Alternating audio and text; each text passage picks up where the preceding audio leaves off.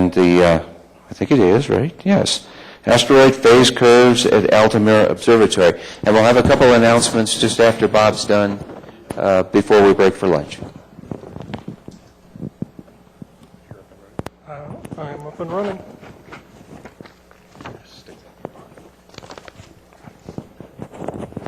Thank you. Now, those of you that haven't been up here as a presenter, the way the PowerPoint is working now is remarkable. It shows on one side of the screen the slide as it appears up there, and your speaker's notes on the other side of the screen, which would be fabulous if I'd have thought to write any down. I'm going to remember that for next year. For several years, I've been kind of intrigued by the idea of asteroid phase curves, partly because there are aspects of the asteroid surface that you can learn from them, partly because it's a pretty neat, challenging photometric project, and partly because Brian and Richard Miles over the last couple of years have encouraged us asteroid guys to give it a try. So I'd like to describe first how do I make the slides go forward? Oh, the bottom button. Down means forward. Got it. Okay, so the bottom button. Okay, so I'll remind those of you who may have forgotten what a phase curve is and what a good one looks like, and then describe two results, 1130 Schooled and 535 Montague that I did over the last roughly 9 months. Schooled was an unqualified success. Montague was a little more troublesome, but it caused me to learn quite a few things about data reduction and data analysis. Okay, what's an asteroid phase curve? A lot of us have been doing rotational light curves over the years. As the asteroid and its orbital path goes past the Earth on our orbital path, things change. And if you start by looking at say, the opposition point, and I'll follow through the last half of an apparition. Here we have the sun, the Earth, the asteroid out there at opposition point, where you see it sort of the same way you see a full moon. It's fully illuminated. And then as the Earth passes the asteroid, you begin to see the asteroid at a little bit of a solar phase angle defined by alpha here. And you begin to see a little bit of a phase defect. Well, you can't see it, but it's happening. And then as the orbital parameters continue to change, that solar phase angle continues to increase, and you get a little bit more of a phase defect, and eventually you get to the point where you have the maximum achievable solar phase angle for this example of a main belt asteroid, and you see the most pronounced phase defect or sort of gibbous situation that you can't. The idea of the phase curve is how does the asteroid's brightness change as a function of solar phase angle. You expect that the brightness should change because as the solar phase angle increases, you're illuminating less of the surface of the asteroid. You're moving out of the opposition effect, that unusual surge of brightness that happens within a few degrees of opposition. And the details of the shape of that curve of brightness versus solar phase angle depend on the reflectivity and the surface characteristics, how smooth, how rough the surface of the asteroid is. So it's telling us something about the surface of the asteroid. Unfortunately, while the solar phase angle is changing, a whole lot of other things are going on. In addition to the solar phase angle, the asteroid's distance from the sun is changing. Farther away from the sun, all other things being equal, it will be dimmer. The distance from the Earth to the asteroid is changing, same kind of 1 over r squared effect. And if the asteroid, as most of them are, is non-spherical, as it rotates, you're going to see the rotational light curve. Its three-dimensional shape giving a characteristic curve to the brightness on a relatively rapid time cycle of a few to a dozen hours. Now what that means is if you could observe the asteroid 24 hours a day, absolute photometry, for a couple of months, what you'd expect to see is something like this.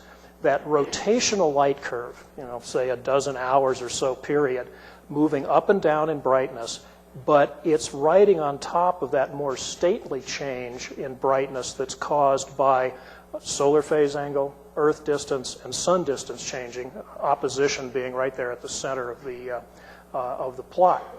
So what we're trying to do in making an asteroid phase curve is unravel which of those effects are due to geometry, to phase angle, and which are due to the rotational light curve of the asteroid, so that we can make a plot that shows just the effect of solar phase angle. In order to do that, in order to back out the effect of the rotational light curve, you need to determine the rotational light curve. So this project starts as a normal differential photometry asteroid rotational light curve project. But then, from that rotational light curve, you want to pick a single reference phase, a single rotational position of the asteroid. Most convenient is to pick either the brightness maximum, the brightness minimum. You could pick the mean. I understand that the advice from the professionals is look most strongly at the brightness maximum. And so you want to pick that series of data points that represent just the maximum brightness in the rotational curve. And you need to translate those into some form of absolute photometry. At this point, it's no longer a differential photometry thing. That asteroid, of course, is moving across the star field, so you need to calibrate your comp stars every night so that you can put this in either an absolute instrumental system or a standard V magnitude system. Now, that'll tell you the V magnitude of the object, but there's still an effect going on because of the geometry, the Sun and Earth distance changing. So the way you deal with that is you translate the V magnitude into what's called the reduced magnitude, V minus 5 log RD, R being the distance to the Sun, D the distance to the Earth in AUs. That eliminates that geometrical effect. Then you need to determine what was the solar phase angle at each of those times where you got a data point. MPO Canopus will do it for you. JPL Horizon System will do it for you. So you can determine at each of those points what was the actual solar phase angle. And you can see in the example here on the left, pre-opposition, on the right, after opposition, and not quite. See, it looks like the minimum was about 2 degrees in this hypothetical example. And that then enables you to plot reduced Vmag versus solar phase angle. That's what the phase curve is. And if you do it right, and if you're lucky and everything plays out, you'll get an example like this from the professional literature. Thank you, Dr. Harris. This is kind of what I took as the challenge to make a good phase curve, something that can approach this. And this example has 4 really important features for us backyard photometrists.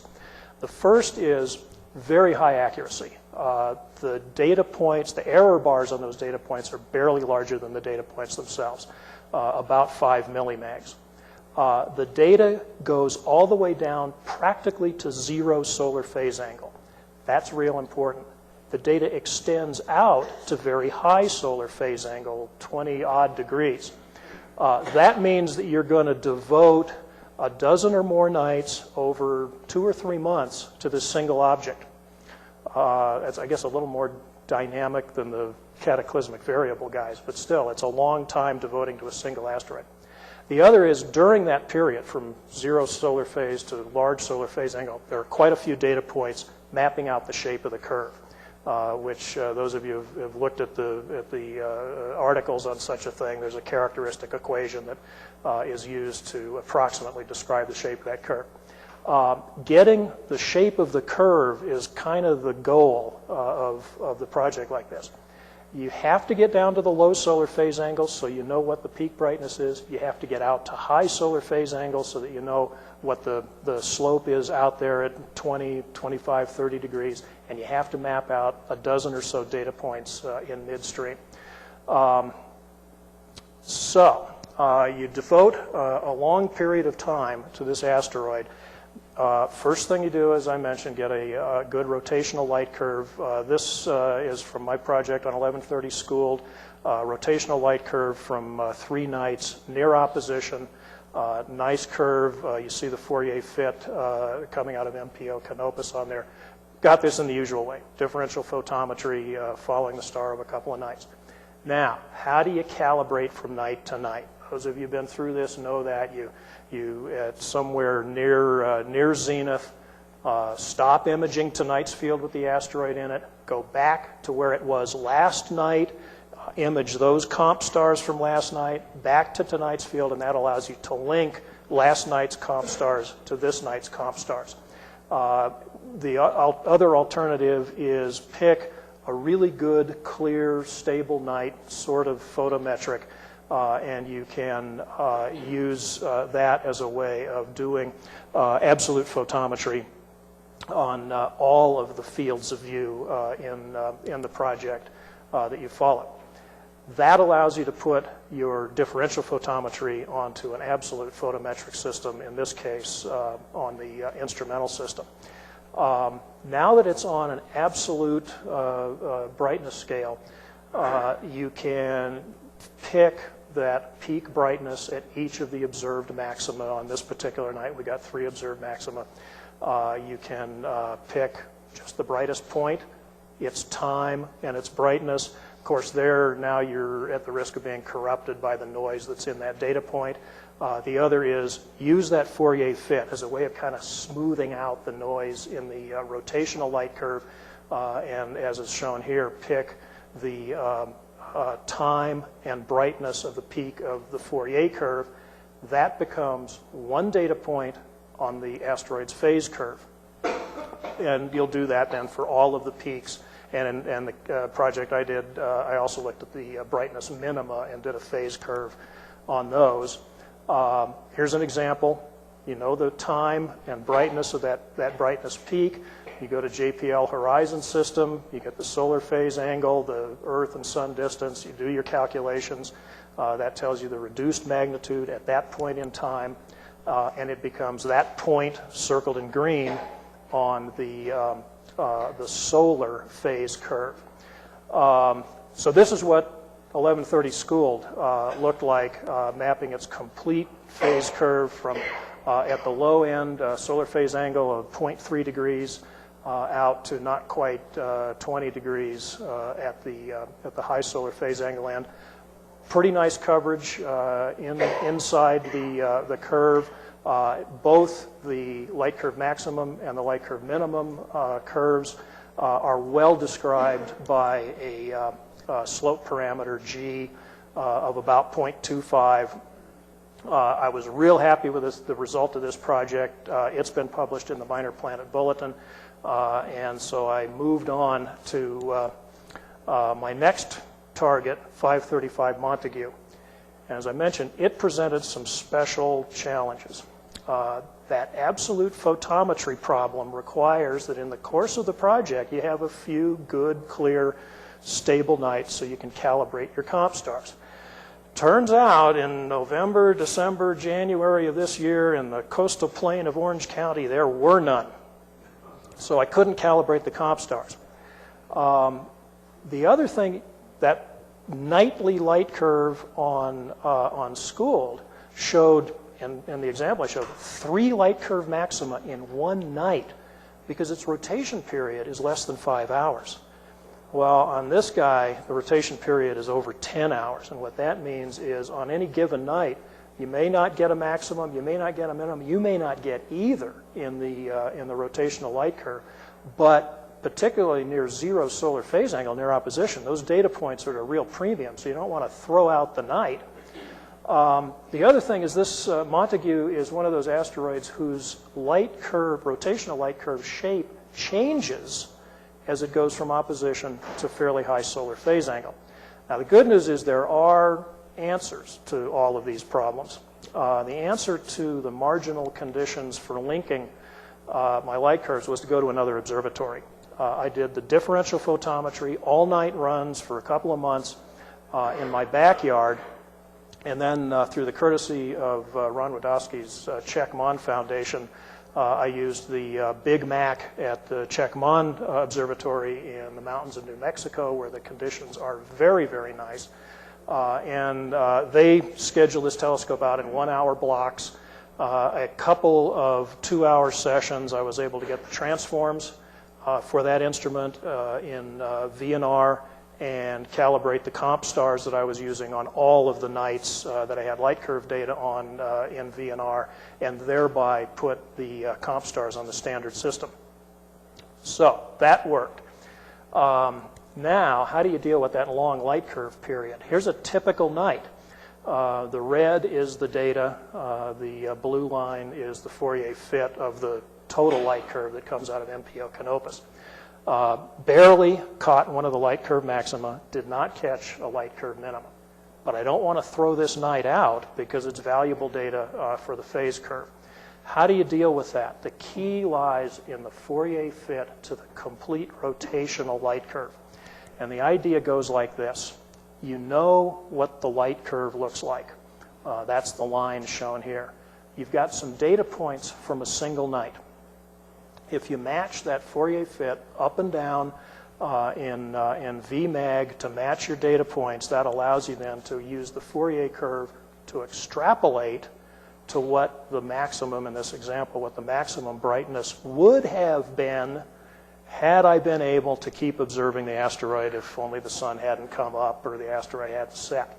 So by using that procedure, you can determine the light curve maximum point for this night, that solar phase angle that'll go into the solar phase curve. Here's an example with real data. This is the chart that I showed just before, one night's data, and you use the Fourier fit to extrapolate to, in this case, what the light curve minimum would have been had I been able to observe it, and then you can read off of that Fourier fit the time and the Vmag that would correspond to that particular data point that can then go into the solar phase curve for light curve minima for this asteroid. But the light curve shape changes on this asteroid as the solar phase angle changes. Here's the rotational light curve matched to the roughly 10 1/4 hours rotation of this object. Near opposition, the rotational light curve matches the yellow line. As you get out to 15, 20 degrees of solar phase angle, the rotational light curve matches the red line. Couple of things about that. First, it changes, but undaunted, I figured I will just go ahead and accept that. The maximum brightness doesn't change much. But notice that deep minimum out at rotational phase about 0.75. That minimum gets much, much deeper as you're at larger solar phase angles. Presumably that's shadows from hills and craters and stuff on the asteroid covering up some of its surface. But as I say, let me press on. Use near opposition. I'll use the yellow curve to do that Fourier extrapolation. At high solar phase angles, use the red curve to do the Fourier extrapolation, and thereby gather useful data points from every night that I was able to get photometry on the asteroid. And let's see, I've said all that. So here's the result for Montague. If you look at the upper curve, you see I got a relatively sparser set of data. I only got 10 good nights, mostly driven by weather and full moons. I got data down to just under 1 degree of solar phase angle, 0.9 degrees at the far left of the curve, and out to 20 degrees of solar phase angle at the end of the project. That black curve is the standard HG model fit to the data, fits with a slope parameter G equals 0.12, plausible. The lower curve represents the solar phase curve based on the minima of the rotational light curve. And it fits a substantially different slope parameter G. The solid yellow curve shows a G of 0.034, falling pretty nicely through the data. I've shown in dotted yellow there what a G equals 0.12 best fit to those rotational light curve minima points would be. And you can see it's pretty different, but It's also being driven by those 3 or 4 nights way out there at 18 and 20 degrees of solar phase angle. So here's where I am. There appears to be a substantially different slope parameter for the light curve maxima versus the light curve minima. That seems odd, but I don't know enough about this to decide how odd. There are articles in the literature that show on both a theoretical and a practical observational basis. It's not unheard of to have this kind of an effect on a solar phase angle, but it still kind of leaves me wondering whether this is real, whether it has something to do with that changing shape of the rotational light curve, or if it's a matter of insufficient data. So this is the point in a talk where normally I would call for questions. But in what will turn out to either have been an act of courage or foolishness, I'd like to ask a couple of questions of the experienced members in the audience. Is this a worthy phase curve to submit to the Minor Planet Bulletin, or should I discard it as an unsuccessful learning experience? And do you have any comments or advice on this business of seeing different slope parameters for the light curve maxima versus minima points? Is it related to that changing shape of the rotational light curve, or is there something else, and is there a standard story? Can I impose on you, Dr. Harris, for some education? I was just going to use the mic. Well, to take on your first question first, yes, I would encourage you to submit it for publication. Also, the effect of phase angle on amplitude is a fairly well documented process. We see it on almost all asteroids where the amplitude is large enough. It typically amounts to about 1% or so per degree of phase angle change in amplitude. So that as you go in this figure, as you go to the larger phase angle, the separation between maximum and minimum light is larger. That simply indicates that the amplitude is larger. Oh, if you could come over here, we can get you on the video. I could also use the pointer too. So that here we're seeing an amplitude of about approaching 4/10 of a magnitude, and down here it's more like about 2/10 of a magnitude. So that as you go to the larger phase angle, what you're really seeing is an increase in the amplitude of variation, which is entirely expected. We see that in almost all asteroids. There is in fact a dearth of data documenting this, and that brings me right back to that first question you asked. I think this is a valuable addition to the data set. There's no question that what you're seeing is real. I think the data are handled carefully, analysis is done right, everything is cool. I think it's good for publishing. Thank you. Dr. Harris mentioned a dearth of such data. When I looked at the light curve database, I found a grand total of 144 asteroids for which there were phase curve slope parameters that claimed to be based on real data. So what Brian and Richard Miles have been saying about let's try to do this project is probably real. There are not very many objects for which we have good phase curve data. Even fewer that have this kind of maximum and minimum that document the effect of amplitude.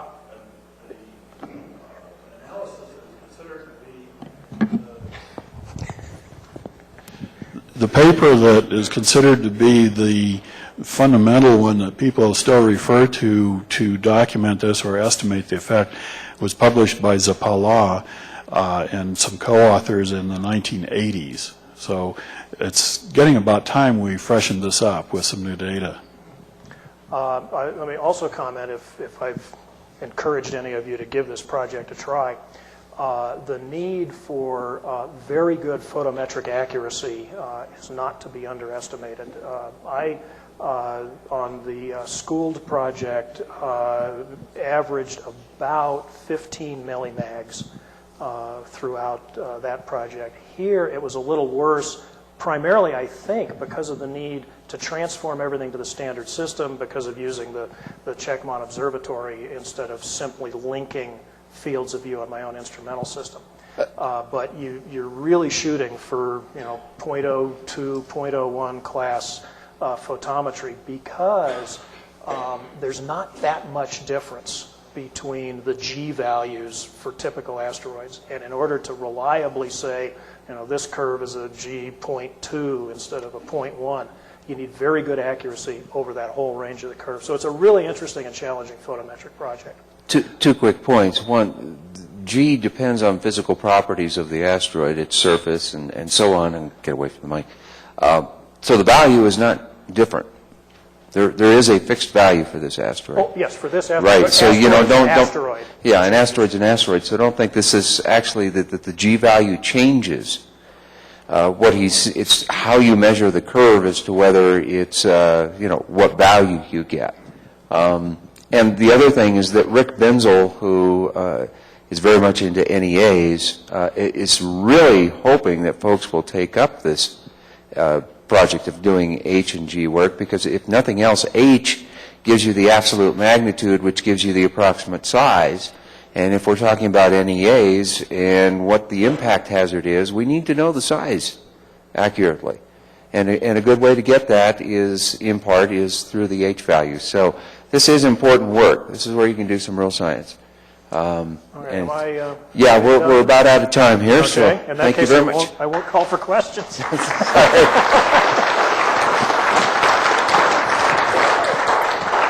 Okay, again, the reminder, we're going to head out to the swimming pool, or the pool, not swimming pool, but the pool and the amphitheater for our group photo.